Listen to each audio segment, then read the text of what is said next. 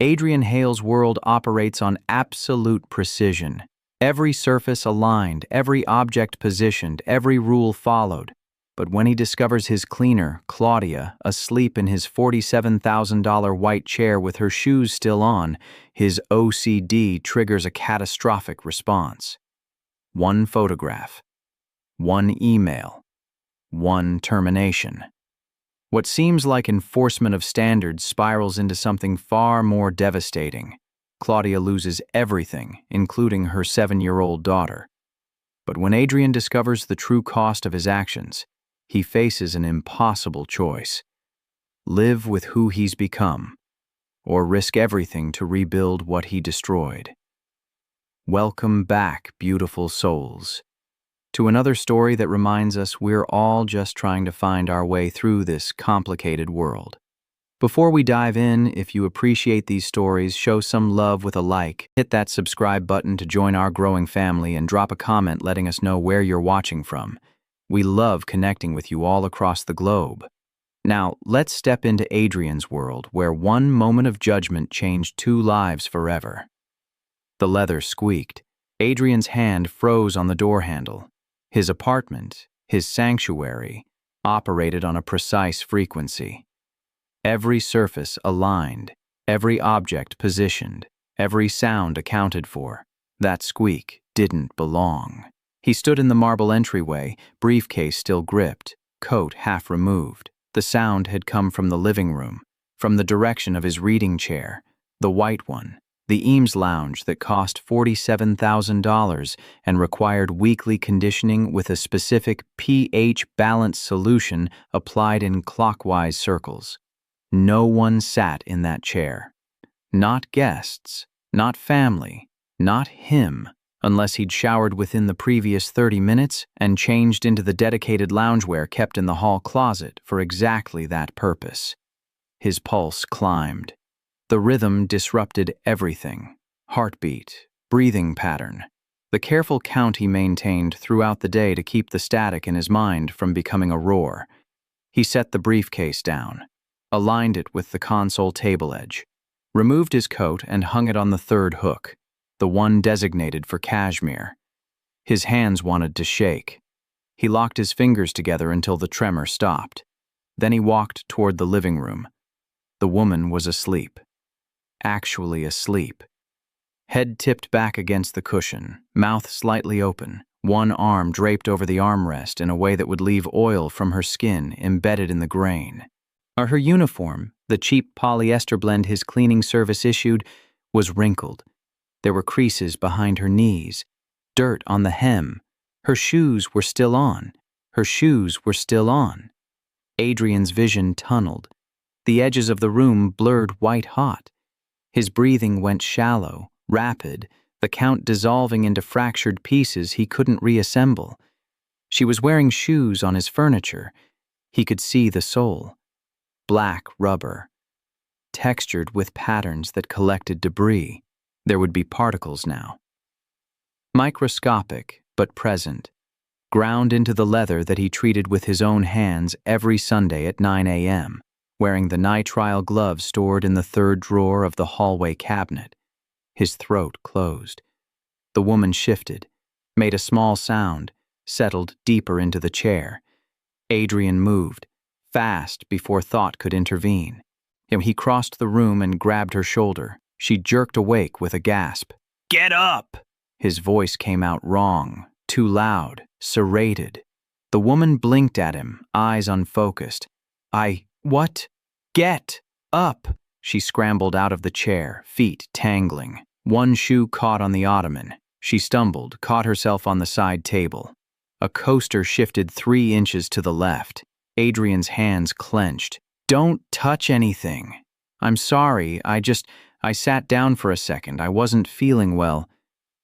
"You contaminated it." She stared at him. Her name tag read, Claudia. There was a coffee stain near the bottom edge. The plastic casing was cracked. "I'll clean it," she said. "I'll clean it right now. I have the supplies." "You don't have the supplies." Adrian's jaw ached. "You have generic spray cleaner that leaves residue. You have paper towels that scratch.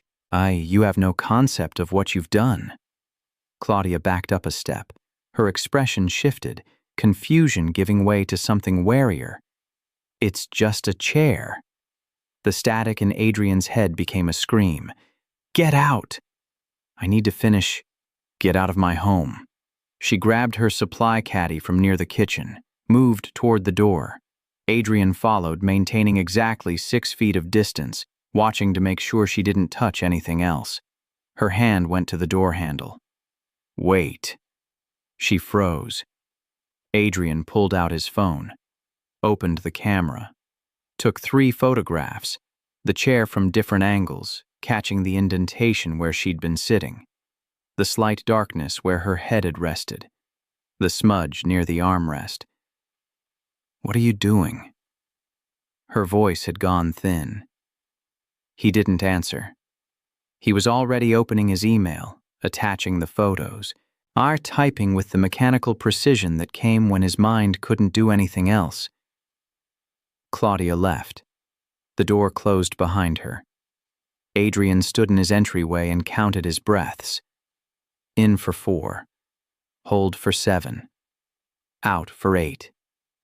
The pattern his therapist had taught him 15 years ago, when the OCD diagnosis had finally given a name to the thing that had controlled him since childhood. He counted until his hand steadied. Then he went to the living room and stared at the chair. The leather was warm where she'd been sitting. He could see the impression, the way the cushion had compressed. There were faint marks on the armrest, oils probably from her hands. He'd have to treat the entire surface, strip it down, recondition from scratch. His phone buzzed. Email response from Clean Co. Services. "Mr. Hale, we sincerely apologize for this incident. The employee in question has been removed from your account.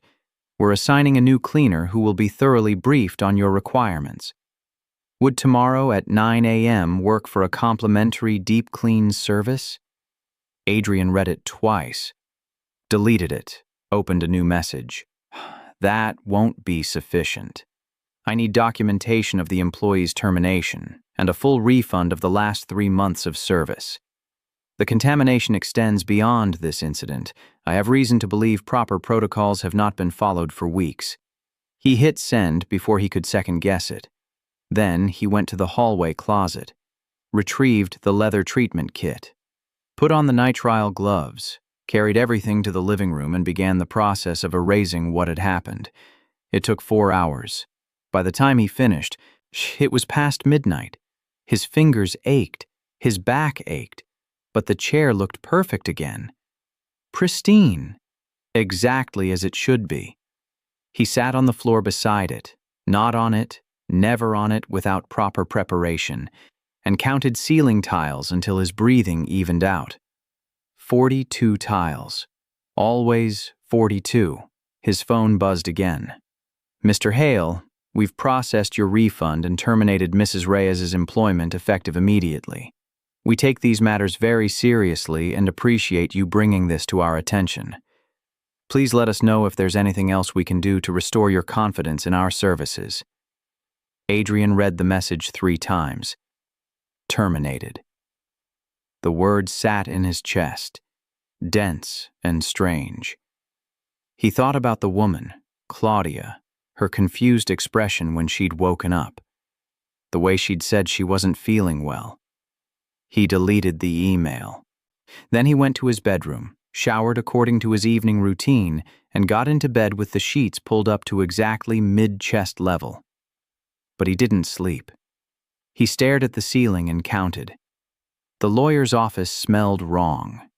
Adrian noticed it the moment he walked in, something floral and cloying, probably an air freshener meant to mask the scent of old carpet and anxiety. He breathed through his mouth and tried not to think about the particles settling into his clothes. "Mr. Hale," the receptionist smiled at him. "Ms. Garrett will be right with you." He nodded and sat in the chair she indicated. Leather. Brown. The armrests were worn smooth in the places where thousands of hands had gripped them. He kept his hands in his lap. The office was supposed to help him, That's what his therapist had suggested during their emergency session 2 days after the chair incident. If you're worried about legal ramifications, Adrian, speak to someone who can give you clarity. Don't let the uncertainty feed the spiral. But sitting here, in this waiting room, Adrian wasn't sure what clarity looked like anymore. His phone had been quiet. No more messages from Clean Co. No messages from Claudia Reyes. Nothing except the usual stream of work emails and calendar reminders. Except yesterday. Yesterday there had been one new email, sender unknown. You took everything from me. That was all it said.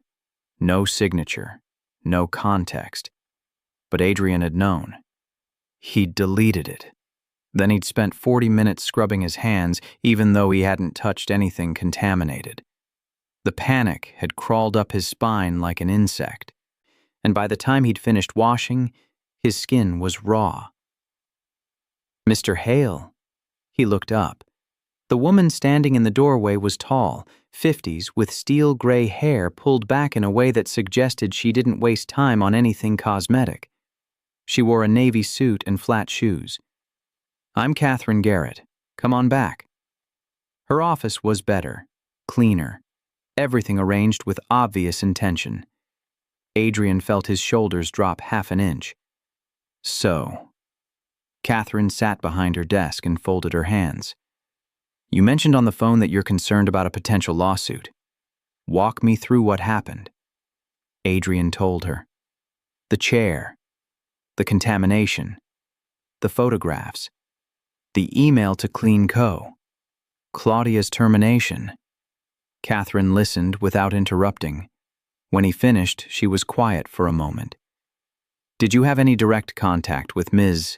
Reyes after she left your apartment that day? No. Did you contact her employer with the explicit intention of having her fired? I contacted them about the breach of protocol. But you knew termination was a possible outcome. Adrian's jaw tightened. Yes. Catherine leaned back. Mr. Hale, I'm going to be direct with you. What you've described is a property owner enforcing standards for service in their private residence. You took photographs to document a problem. You contacted the service provider. They made an employment decision. Unless there's something you're not telling me, I don't see grounds for a lawsuit. She sent me an email. What did it say? You took everything from me. That's it? Yes. Catherine made a note. That's concerning from a harassment standpoint, but it's not a legal threat. Has she contacted you any other way? No. Has she shown up at your residence or place of work? No. Then at this point, you're dealing with someone who's angry about losing their job. Understandable, but not actionable. Catherine set down her pen. My advice is to save that email, block the sender, and document any further contact. If she escalates, threatens you, shows up somewhere she shouldn't be, then we have options. But right now, you're fine. Adrian nodded slowly. The tightness in his chest loosened slightly. However, Catherine's expression shifted. I need to ask you something, and I need you to be honest. Is there any part of this situation that you're concerned about from an ethical standpoint? What do you mean? I mean, setting aside the legality for a moment, are you comfortable with the outcome here? Adrian stared at her. She violated the terms of service. She fell asleep in a chair. She contaminated a piece of furniture that cost more than most people make in 6 months.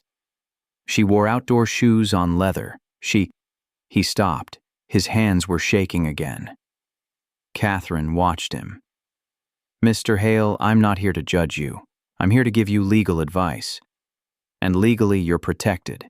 But if you're asking me whether this situation might complicate things for you psychologically, that's a different question. I have OCD. I assumed as much. The chair isn't just furniture. It's part of a system. Everything in my apartment is part of a system. If one thing is wrong, everything is wrong. I understand. Do you?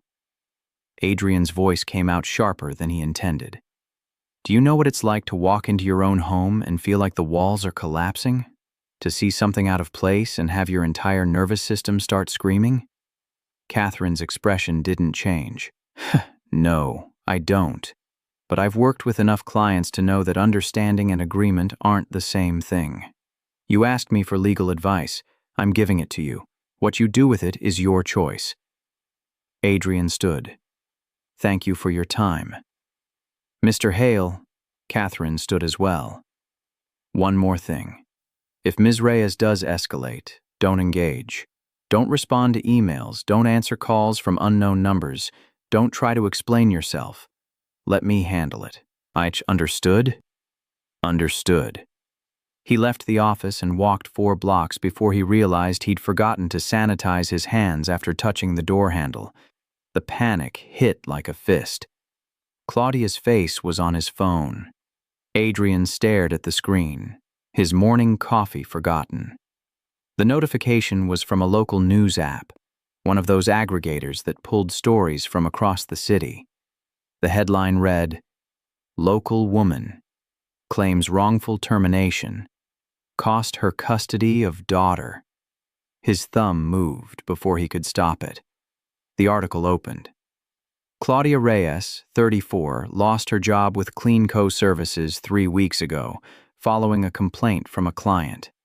Now she's lost something else. Temporary custody of her 7-year-old daughter, Sophia. "I was supporting us," Reyes said in an interview. "I had a job. I had an apartment. Then one bad day, one moment where I sat down because I was dizzy, and it all fell apart." Reyes claims she fell asleep briefly while cleaning a client's apartment. The client photographed her and reported the incident to CleanCo, which terminated her immediately. Unable to pay rent without income, Reyes was evicted. She and her daughter stayed with friends until Child Protective Services intervened, citing unstable housing. "They took Sophia 3 days ago," Reyes said. "I'm living in my car. They won't give her back until I have a permanent address and proof of income. But no one will hire me. CleanCo told every agency in the city that I'm unreliable." There was a photograph. Claudia sitting on a bench, eyes red, holding a picture of a little girl with dark braids and a gap-toothed smile. Adrian set his phone down, picked it up again. "I read the article twice more. One moment where I sat down because I was dizzy." He thought about that day. The way Claudia had stumbled when she woke up, her hand catching the side table. The way she'd said, "I wasn't feeling well."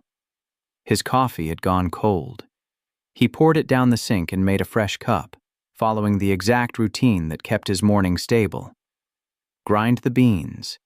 15 seconds. No more. Boil water to 205 degrees. Pour in a circular motion, starting from the center. Wait exactly 4 minutes. The ritual should have calmed him. It always calmed him. But his hands shook as he poured, and he had to start over twice because the angle wasn't right. By the time he finished, the coffee tasted like ash. He went to his computer, opened a browser, typed Claudia Reyes CleanCo into the search bar. There were more articles, smaller outlets mostly. Blog posts about worker exploitation. A Twitter thread with 40,000 likes. People were angry. Not at her, at the unnamed client who'd gotten her fired. At him. Some billionaire got mad about a chair and now a kid is in foster care. This is America. Rich people really think their stuff matters more than human lives. Disgusting. Anyone know who the client is? Someone this horrible deserves to be named. Adrian closed the browser. Then he opened it again and went to the CleanCo website. Found the contact form. Started typing. "I need to speak to someone about the Claudia Reyes termination."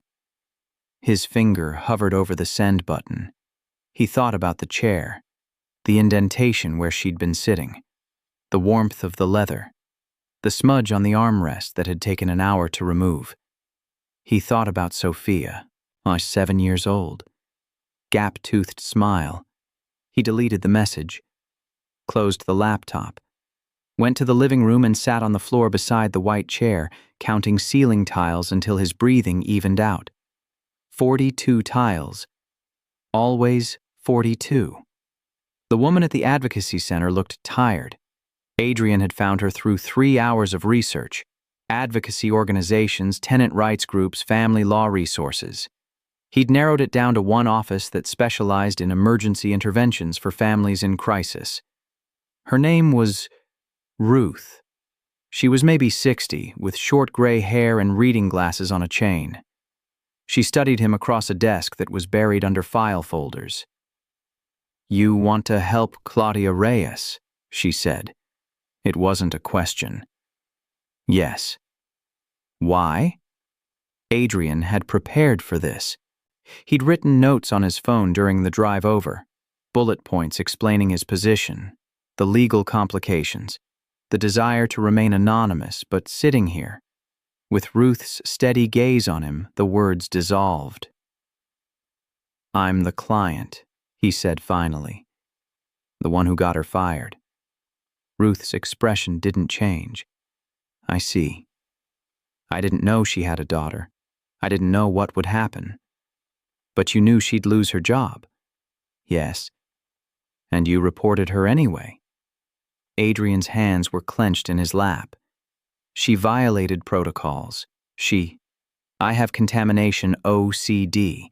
My home is structured around very specific rules. When she slept in the chair with her shoes on, it triggered." He stopped. "This sounds insane." "It sounds like OCD," Ruth said, "which I'm guessing you already know since you just told me the diagnosis. I'm in treatment. I've been in treatment for 15 years. Good. Keep going." Ruth leaned back.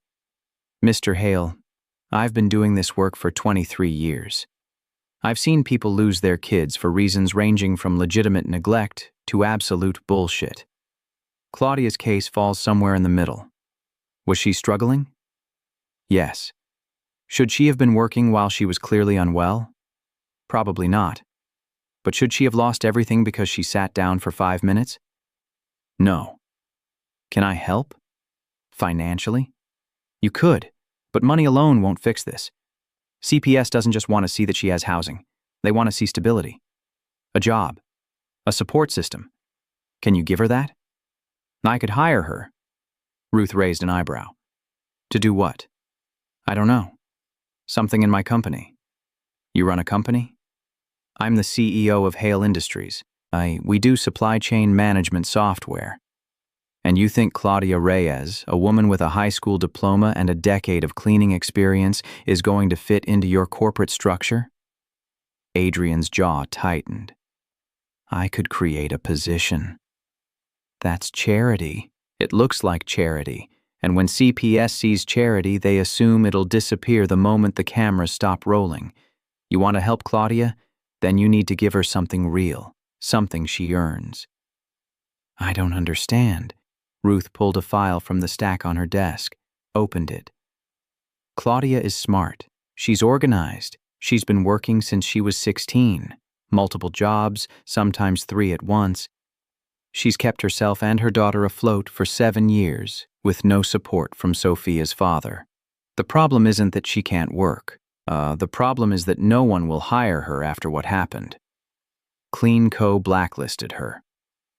"Effectively, yes.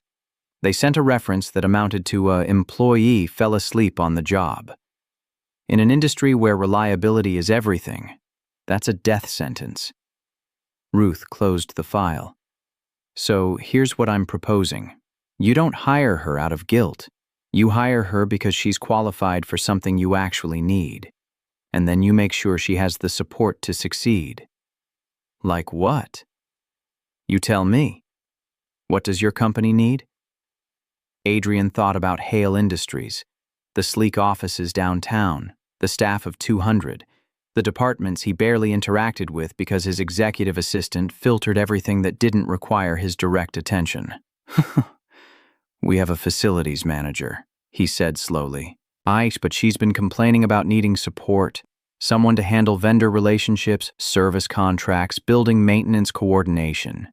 "That's perfect," Claudia has vendor management experience. She's been the liaison between CleanCo and clients for 3 years. She knows how to coordinate schedules, handle complaints, maintain quality standards. You'd just be putting those skills into a corporate context. Would she even want to work for me? I don't know, but I can ask her. Ruth pulled out her phone. She's supposed to check in this afternoon. If you're serious about this, I'll set up a meeting. But Mr. Hale, if you're doing this to make yourself feel better, don't. Claudia doesn't need your guilt. She needs an actual chance. I understand. Ruth studied him for a long moment. Then she nodded. I'll call you later. Adrian left the advocacy center and sat in his car for 20 minutes, hands gripping the steering wheel, counting his breaths. In for 4. Hold for 7. Out for 8. He'd just offered a job to the woman he'd destroyed. Claudia looked smaller in person than she had in the photographs. She sat across from Adrian in the Hale Industries conference room, hands folded on the table. She wore jeans and a sweater that had been washed too many times. Her hair was pulled back in a ponytail. No makeup. Dark circles under her eyes.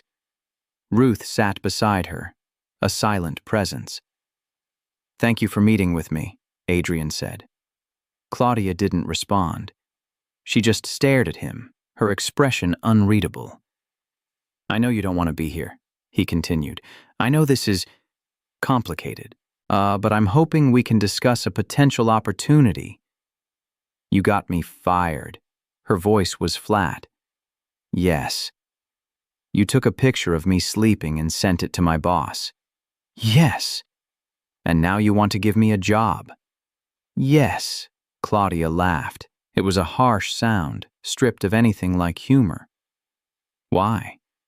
So you can feel better about what you did?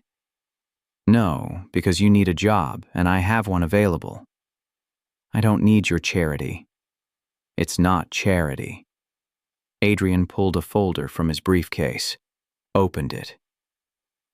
This is the job description for a facilities coordinator position at Hale Industries. It's a full-time role with benefits. The salary is $68,000 annually. Your responsibilities would include managing vendor contracts, coordinating building maintenance, and serving as the primary liaison between our facilities team and external service providers. He slid the folder across the table. Claudia didn't touch it. I clean houses. I don't coordinate anything.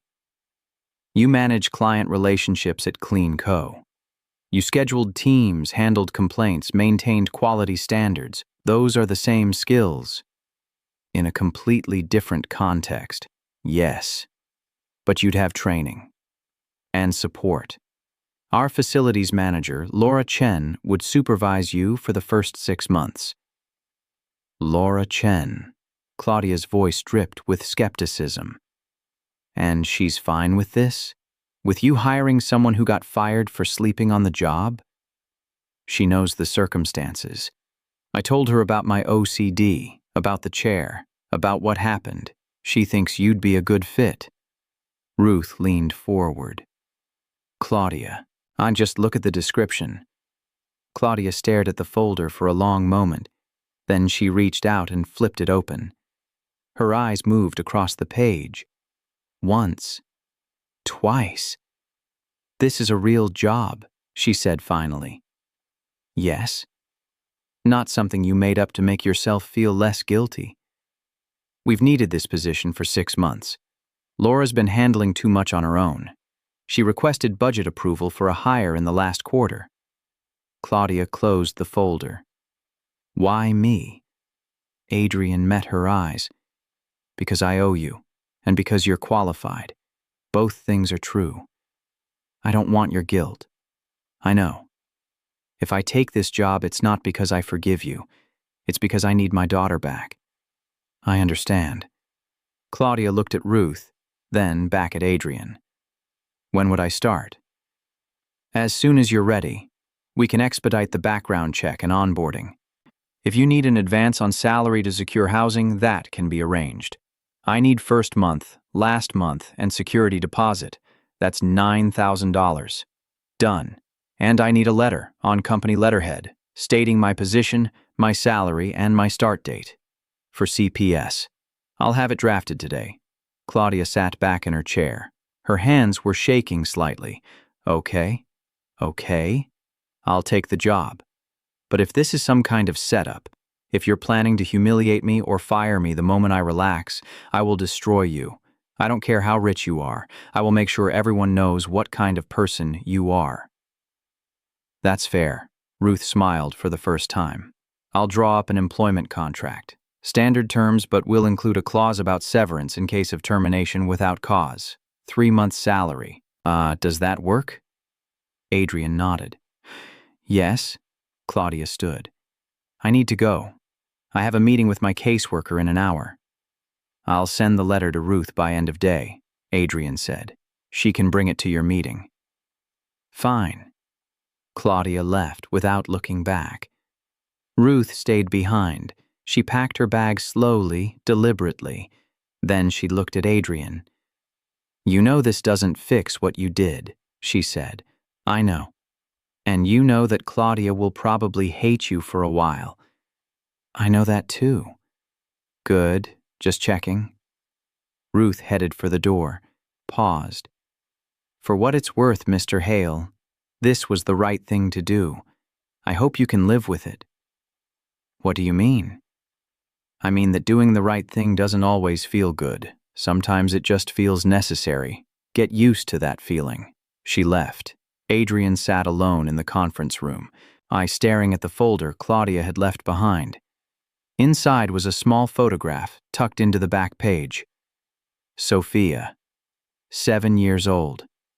Gap-toothed smile. He closed the folder and went back to his office. Claudia started on a Monday. Adrian watched from his office as she arrived, exactly on time, wearing clothes that looked new but affordable. Laura met her in the lobby and walked her through security. They disappeared into the elevator. He didn't see her again for 3 days. That was intentional. Laura had suggested he maintain distance during the onboarding period. Let her get comfortable with the space and the team before she has to interact with you directly, she'd said. This is already weird enough. Adrian had agreed, but it meant he spent those 3 days hyper-aware of Claudia's presence in the building, and he knew which floor she was on, which conference room she was using for training. When she took lunch, he didn't follow her. He just knew. On Thursday, Laura knocked on his office door. Claudia's doing well, she said. She's picking up the systems faster than I expected. Good instincts. She flagged a problem with one of our HVAC contracts that I'd missed. That's good. She's also terrified of running into you. Adrian looked up. Did she say that? She didn't have to. Every time the elevator dings on the executive floor, she flinches. She takes the stairs when she needs to move between buildings. Yesterday, I caught her eating lunch in the parking garage. I'll stay out of her way. That's not what I'm suggesting. Laura sat down. Adrian, you can't avoid each other forever. You work in the same building. Eventually, there's going to be a meeting or an event where you're both present. It's better to address it now, on your terms, than to let it fester. What do you suggest? Let me set up a brief check-in. 5 minutes. You ask how she's settling in. She answers. Everyone survives. Done. Adrian's throat tightened. She doesn't want to see me. Probably not. But she also doesn't want to spend the next year jumping at shadows. Give her a chance to face you in a controlled environment. When? Tomorrow. End of day. Your office. Adrian nodded slowly. Okay. Laura stood. And Adrian? Be human. Don't perform. Don't apologize unless she asks for it. Just be a person who's checking in on an employee. I don't know if I can do that. Try anyway. Claudia knocked at exactly 4:57 p.m. Adrian looked up from his computer. Come in. She opened the door but didn't fully enter. Just stood in the threshold, one hand on the frame. Laura said you wanted to see me, she said. Just to check in. See how you're settling in? Fine. I'm settling in fine. Laura says you're doing well with the vendor contracts. It's not that different from what I did before. Just bigger numbers. Adrian nodded. Silence stretched between them. Claudia shifted her weight. Is that all? No. He stood. Moved around the desk but kept several feet of distance. I wanted to tell you that I spoke to CPS, provided a reference, confirmed your employment status. Her expression flickered. When? 2 days ago. Your caseworker called to verify the information on the letter. I told her you were a valued employee and that your position here was secure. Why didn't anyone tell me?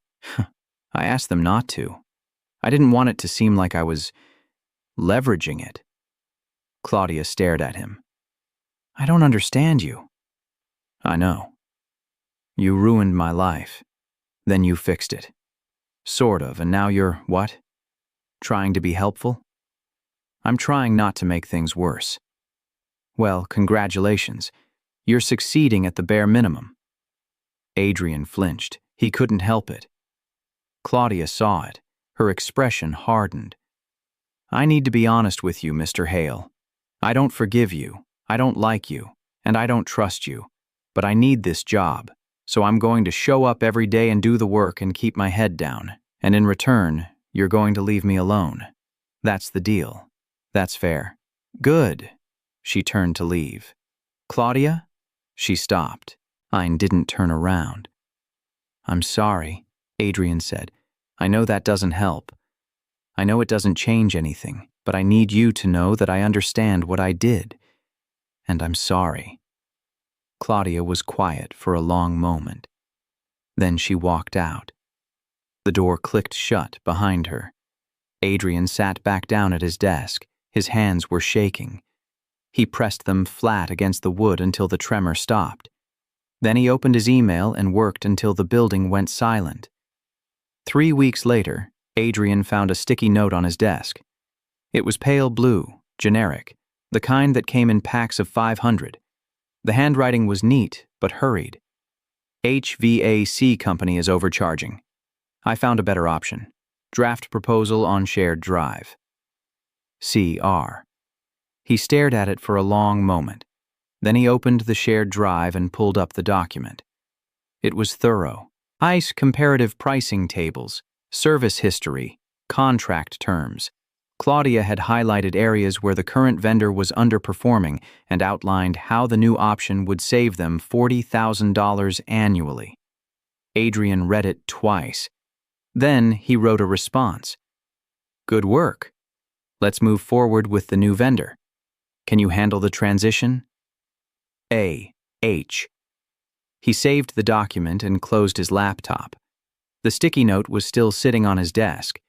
He picked it up, intending to throw it away. Instead, he folded it carefully and tucked it into his desk drawer. Sophia came back in November. Adrian heard about it through Ruth, who called him on a Tuesday afternoon. Claudia got her daughter back. CPS closed the case. I thought you'd want to know. Are they okay? They're adjusting. Claudia found an apartment near Sophia's school. 2 bedrooms. Nice, safe neighborhood. It's not perfect, but it's theirs. That's good. It is. And Adrian, I know this wasn't easy, but you did something most people wouldn't do. You should be proud of that. I'm not sure pride is the right word. Maybe not. But it's a start. Ruth hung up. Adrian sat at his desk and stared at the phone. Then he opened his calendar and blocked out an hour the following afternoon. Sent a meeting invitation to Laura. Need to discuss adding parental leave benefits to our policies. Thoughts? Laura accepted within 5 minutes. The company holiday party was Adrian's worst nightmare. Mandatory attendance, open floor plan. Music loud enough to distort conversation. 200 people crammed into a space designed for half that number. He'd had his assistant schedule him for the minimum required time. 1 hour, 9 to 10 p.m. He'd arrive, make an appearance, leave. But when he walked into the venue, the first person he saw was Claudia. She was standing near the back wall, holding a plastic cup of something that was probably punch. She wore a black dress, simple, professional, and her hair was down. She looked uncomfortable. Their eyes met across the room. Adrian's first instinct was to turn around and leave, but Laura was suddenly beside him, her hand on his elbow. "Don't you dare," she said quietly. "I'm not—" "You're absolutely about to bolt. I can see it. But if you leave now, Claudia's going to think it's because of her, and she's already convinced everyone here knows what happened."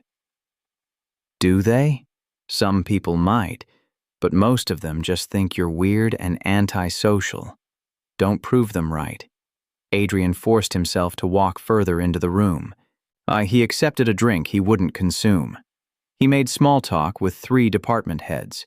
He counted the number of exits, 4, and the distance to each one. And then Claudia was standing next to him.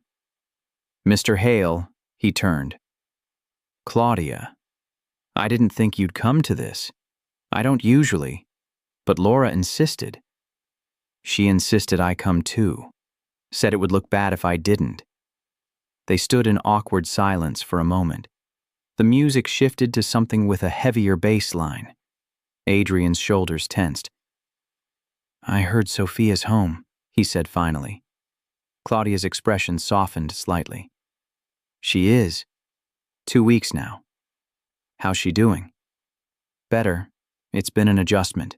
She's angry at me for everything that happened, but we're working through it." "I'm glad." "Are you?" Claudia looked at him directly. "Because I'm not sure what you are, Mr. Hale. I've been working here for 2 months and I still can't figure you out. I'm not that complicated. You destroyed my life because I sat in your chair. Then you gave me a job. Then you helped me get my daughter back. Then you disappeared. That's not uncomplicated. That's—" She stopped, shook her head. "I don't know what that is." Adrian's jaw tightened. "I'm someone who made a mistake and tried to fix it. But you can't fix it. You can't undo what happened. Sophia was gone for 3 months. 3 months. Do you know what that does to a kid? No. She barely talks to me. She wakes up crying. She thinks every time I leave for work I'm not coming back. And I can't promise her that's not true because I learned that lesson already. I learned that everything can disappear in a second." Adrian didn't know what to say. He stood there, hands clenched around a cup he'd forgotten he was holding. "I'm sorry," he said finally. "I know that's not enough, but I don't know what else to say." Claudia laughed, but it was brittle.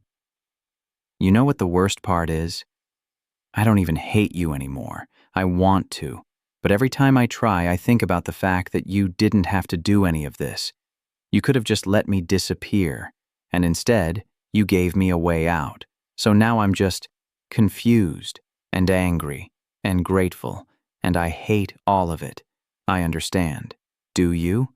Because from where I'm standing, you're still the guy who lives in the perfect apartment with the perfect furniture and the perfect rules. And I'm still the person who contaminated your space. We're not equal. We're never going to be equal." Adrian looked at her. Really looked. At the tension in her shoulders, the way her fingers gripped the cup, the exhaustion in her eyes. "You're right," he said quietly. "We're not equal. I have resources you don't. Power you don't. And I used that power to hurt you. That's not something I can fix by giving you a job. But I'm trying to do better. Not for you. I know it's too late for that. But because I need to be better.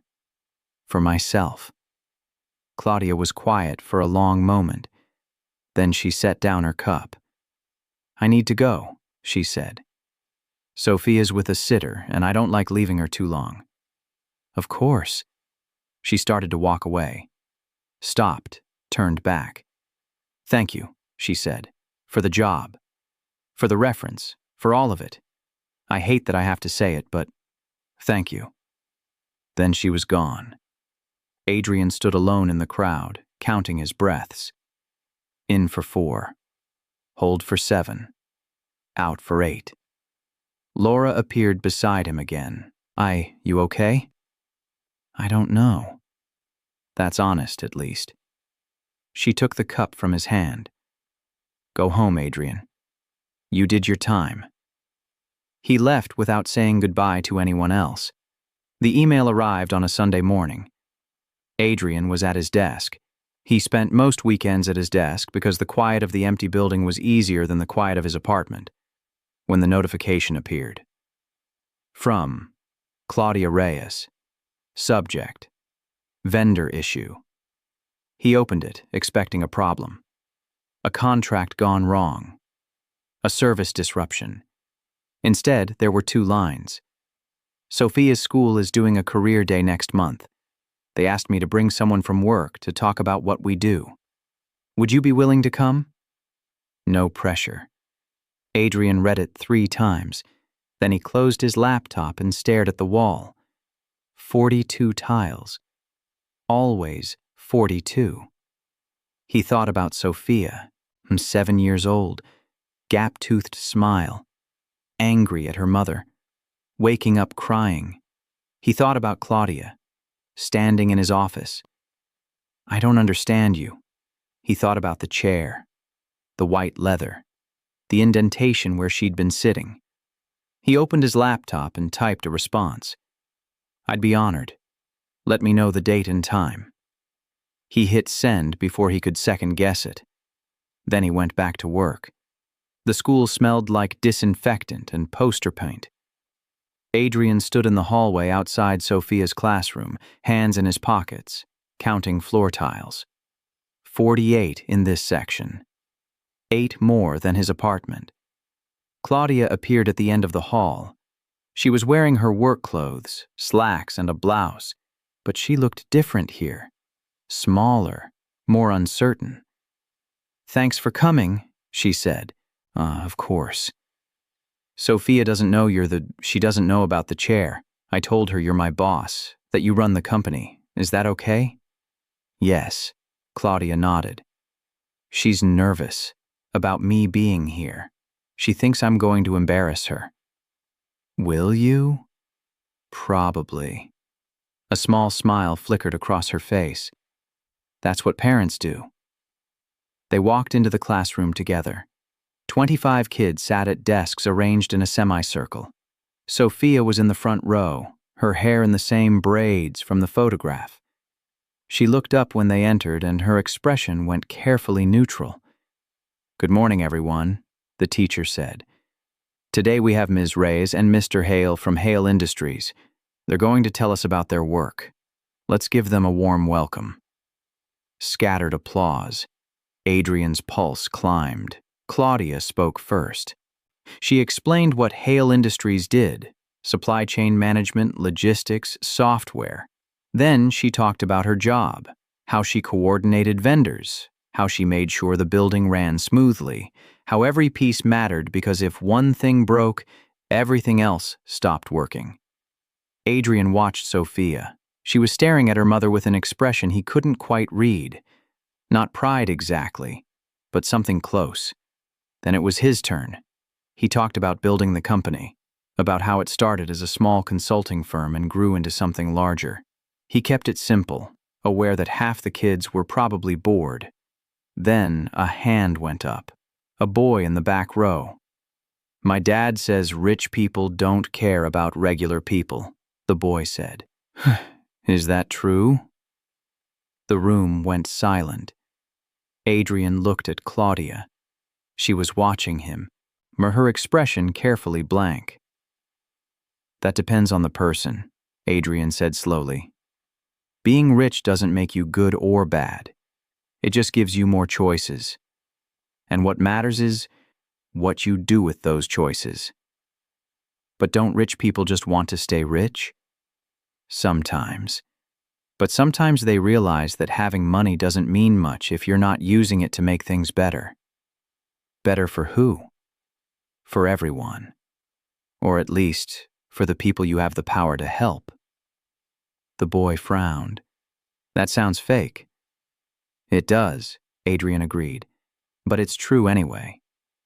Another hand went up, a girl near the front. Why did you hire Ms. Reyes? Adrian's throat went dry. Beside him, Claudia tensed. Because she's good at her job, he said. But how did you know? Did she have to do a test? Not exactly.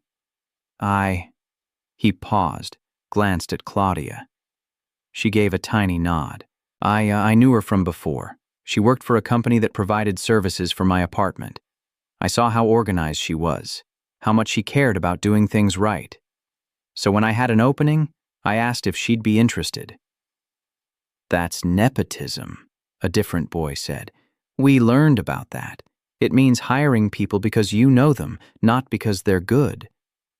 You're right, Adrian said, except in this case, Ms. Reyes was also the best person for the job. She saved the company over $100,000 in the 5 months she's been working there, so even if I knew her before, she's proven that she deserves the position. Sophia raised her hand. Adrian's pulse spiked. Yes? Did you know my mom was good at her job when you hired her? Or did you have to wait to find out? The question was innocent, curious, but Adrian saw the weight behind it in Claudia's eyes. I hoped she would be, he said carefully. But no, I didn't know for sure. That's the risk with any hire. You make your best guess and then you support them so they can succeed. Your mom made it easy. She's exceeded every expectation. Sophia looked at her mother, then back at Adrian. Okay. The teacher interjected with another question, steering the conversation to safer topics. The rest of the session passed in a blur. When it ended, the kids filed out to recess. Sophia lingered near her desk, packing her backpack with exaggerated slowness. You did good, mija, Claudia said softly. Sophia shrugged. It was okay. Just okay? You didn't embarrass me. That's something. Claudia laughed. It was a real laugh, surprised and light. Sophia's mouth twitched into something almost like a smile. Adrian looked away, giving them space. Mr. Hale, Sophia's voice pulled him back. Can I ask you something? Sure. Do you really think my mom is good at her job? Adrian met her eyes. I think your mom is one of the most competent people I've ever worked with. She sees problems before they happen. She finds solutions no one else thinks of. And she never gives up, even when things are hard. Sophia considered this. Okay, good. Then she walked out to recess without looking back. Claudia stood in the empty classroom, arms crossed. You didn't have to say that. I meant it. I know. That's what makes it worse. She shook her head. I should go. I took a long lunch for this. Claudia, she paused. She's lucky to have you. Claudia's expression flickered. I hope she thinks so. Adrian found the envelope on his desk 3 days later. It was plain white, sealed, with his name written in the same neat handwriting as the sticky note. He opened it carefully. Inside was a single sheet of paper, a drawing. Crayon and marker, bright and chaotic. 2 stick figures stood in front of a building labeled Hale Industries. One figure wore a triangle dress, the other wore a rectangle suit.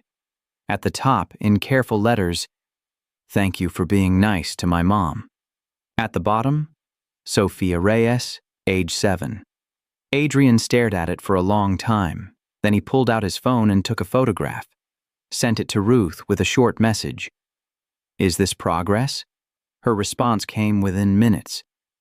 It's a start. Keep going. Adrian put the drawing in his desk drawer, next to the folded sticky note. The lawsuit came in February. Our Adrian was in a meeting when his assistant interrupted. Urgent call from Catherine Garrett. He excused himself and took it in his office. We have a problem, Catherine said without preamble. Clean Co. is suing you. Adrian's stomach dropped. For what? Tortious interference with business relationships. They're claiming you poached one of their employees and damaged their reputation in the process. Claudia wasn't poached. I hired her after they fired her. I know, but they're arguing that your complaint was filed in bad faith with the intention of creating an opportunity to hire her yourself. They're also claiming you've been encouraging other clients to leave their service. That's insane. Maybe. But they have legal standing. And they're asking for $3 million in damages.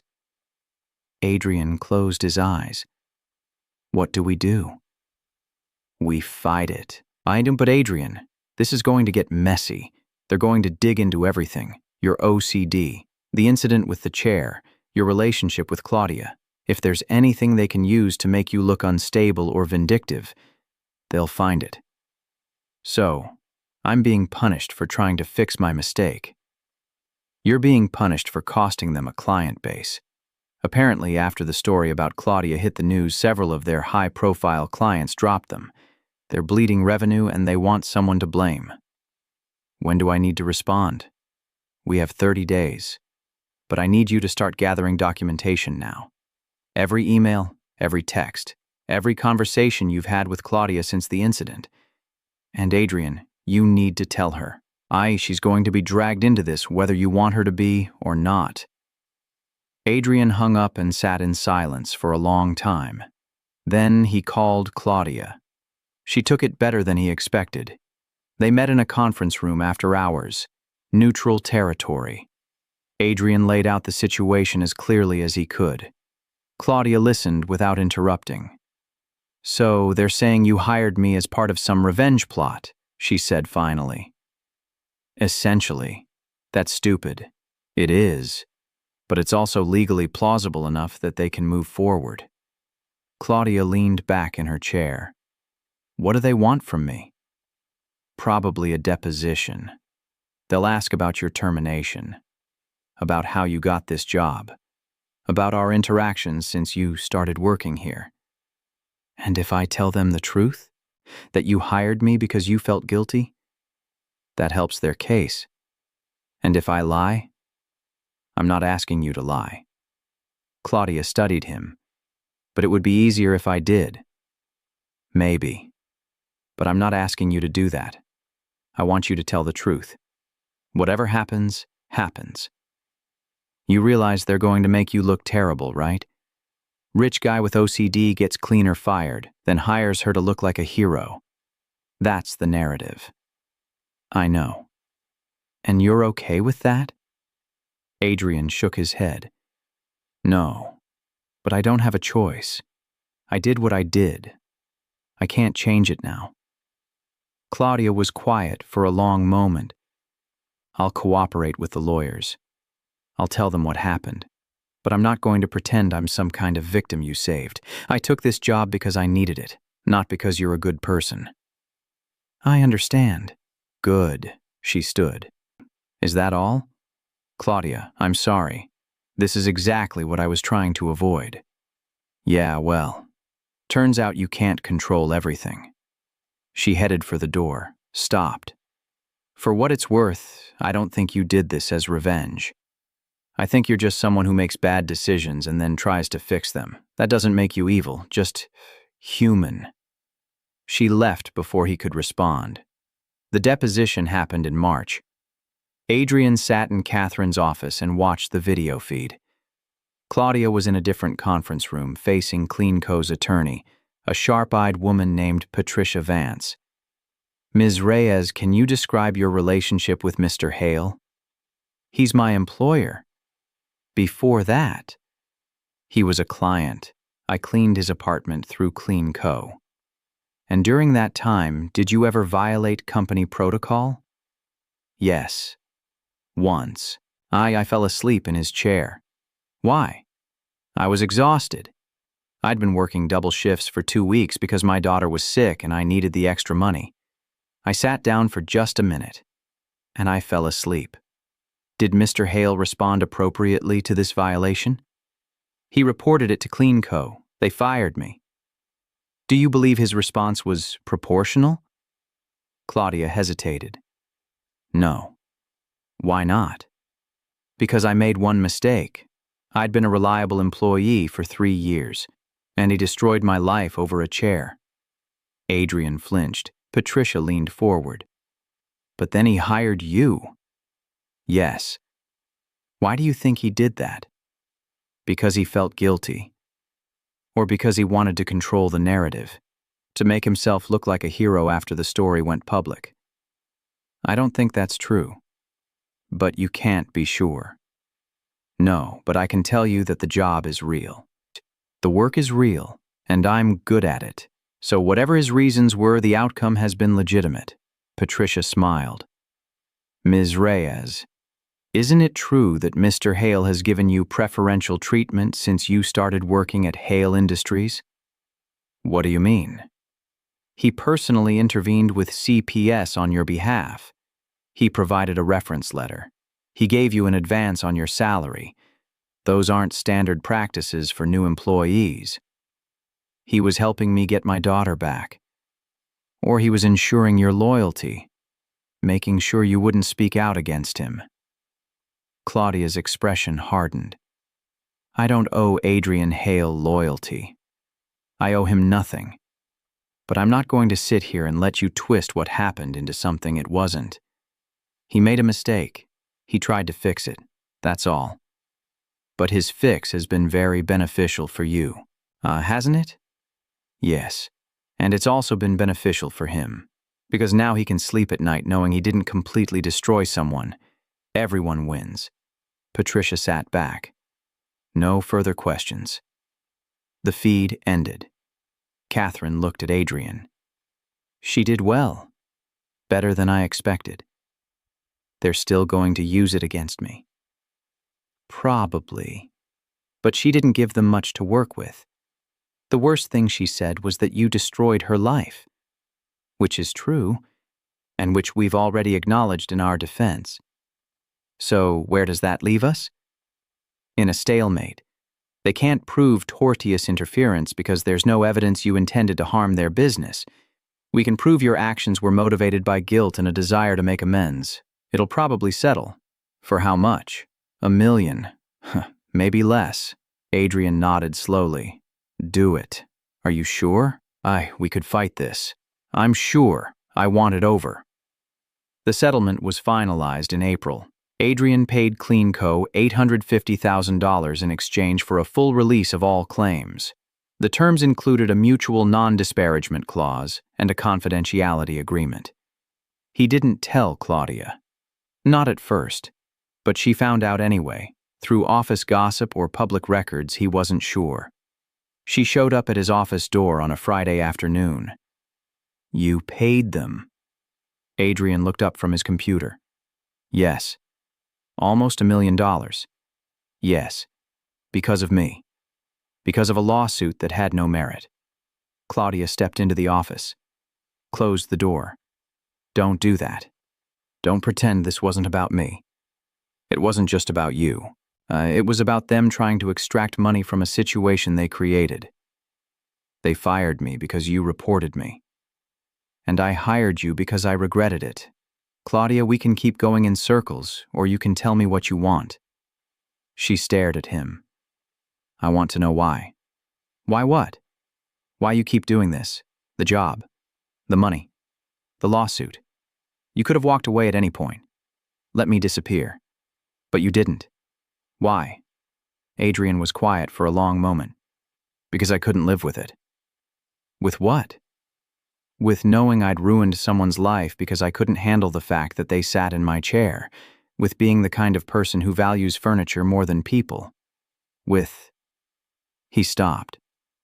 I didn't help you to be a good person, Claudia. I helped you because I couldn't stand who I was if I didn't. Claudia's expression softened slightly. That's the most honest thing you've ever said to me. I'm trying to be better. I know. I can see it. She turned toward the door, paused. For what it's worth, I don't hate you anymore. I still don't like you, but I don't hate you. That's progress. Maybe. She opened the door. Sophia wants to know if you'll come to her dance recital next month. Adrian looked up, startled. What? Her recital. She's doing ballet. It's terrible. She has no rhythm and she trips over her own feet. But she asked if you could come. I told her I'd ask. Why would she want me there? Claudia shrugged. Because you came to her school. Because you told her I was good at my job. Because she's 7 and she doesn't understand complicated adult feelings. She just knows you were nice to her mom. I'll come. You don't have to. I want to. Claudia nodded. Okay. I'll text you the details. She left. Adrian sat at his desk and stared at the closed door. Then he opened his calendar and blocked out the evening. The recital was in a middle school auditorium that smelled like floor wax and teenage anxiety. Adrian arrived early and found a seat in the back row. The auditorium filled slowly.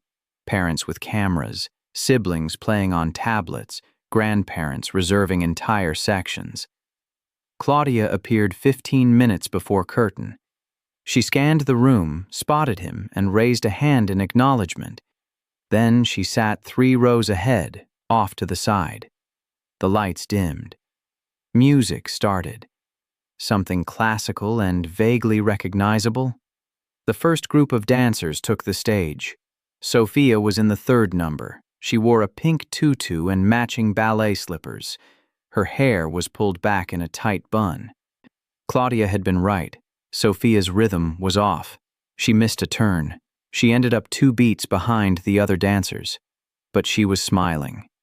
Adrian watched Claudia watching her daughter. The way she leaned forward in her seat.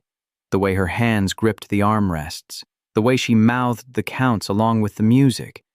When Sophia's number ended, Claudia applauded louder than anyone else. After the recital, families flooded the hallway. Adrian hung back, intending to slip out unnoticed. Mr. Hale!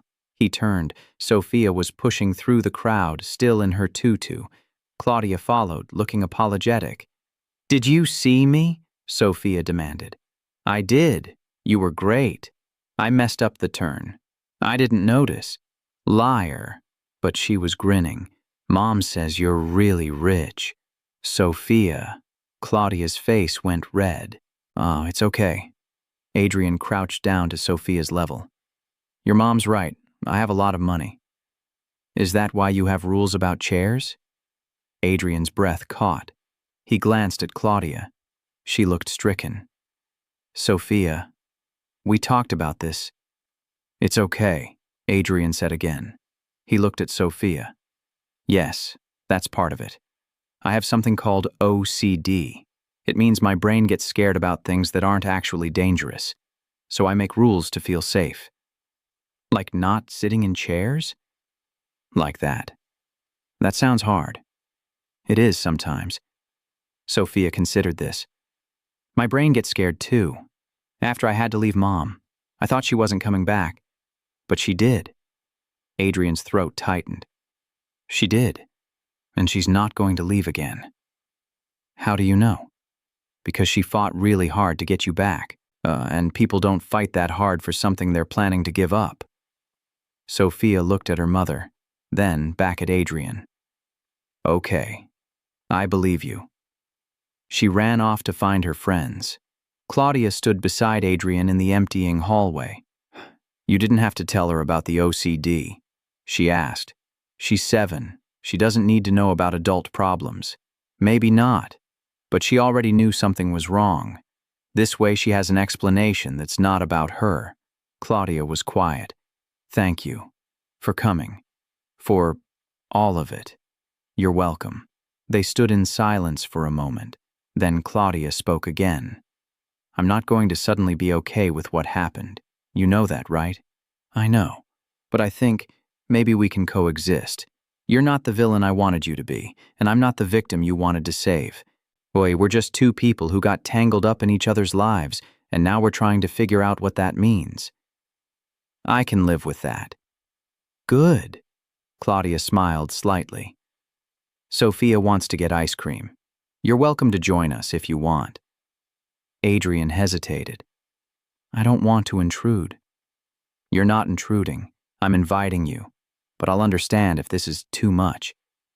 Adrian thought about his apartment, the white chair, the 42 ceiling tiles, the silence. "Ice cream sounds good," he said. They went to a place 3 blocks from the school.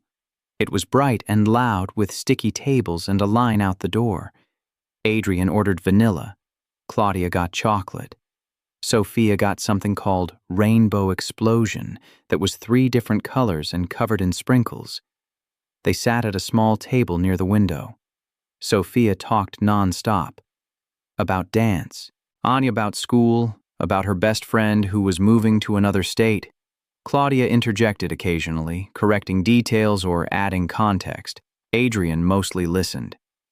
At one point, Sophia got ice cream on her face. Claudia reached across the table with a napkin and wiped it away. Sophia rolled her eyes but didn't pull back. Adrian watched them and felt something shift in his chest. Not forgiveness. He didn't deserve that. Not absolution. He hadn't earned it.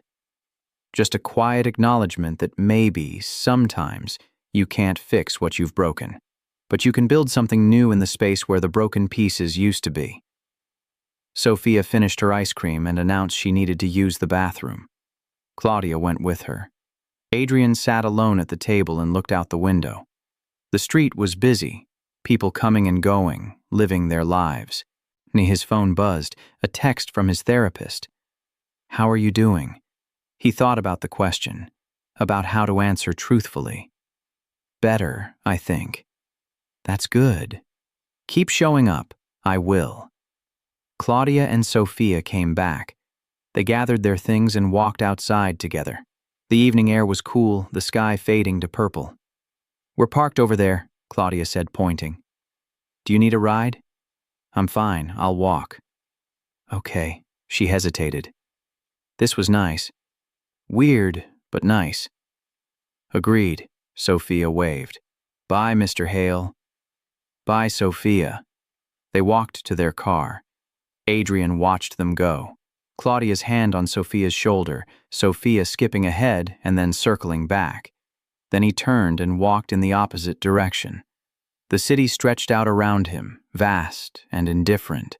But for the first time in months, Adrian didn't feel like he was drowning in it. So he counted his steps. In for 4, hold for 7, out for 8. And he kept walking. 1 year later, Adrian stood in his apartment and stared at the white chair. It sat in the same place it always had, perfectly positioned, perfectly maintained.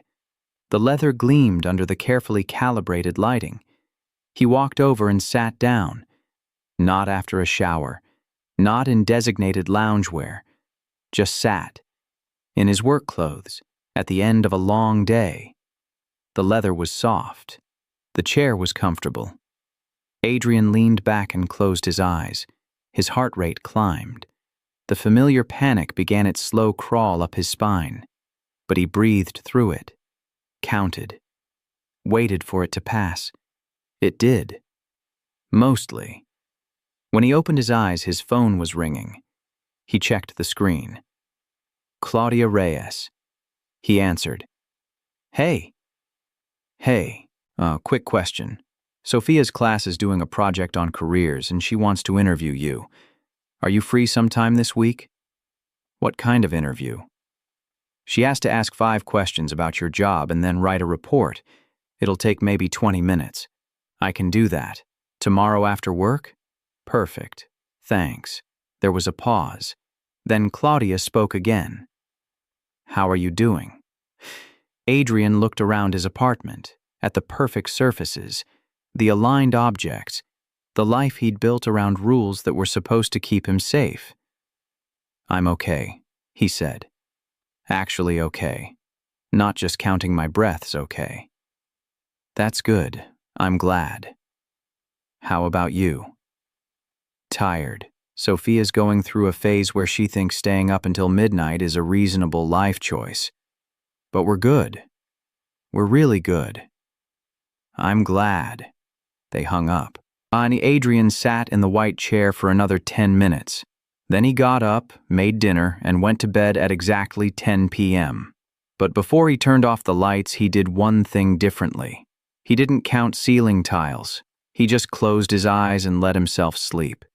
If you've ever felt trapped by your own rules, paralyzed by the need for everything to be perfect, or scared that one mistake will unravel everything, know that change is possible. Not through fixing what's broken, but through learning to live with the imperfect pieces. Sometimes the bravest thing you can do is sit in the chair.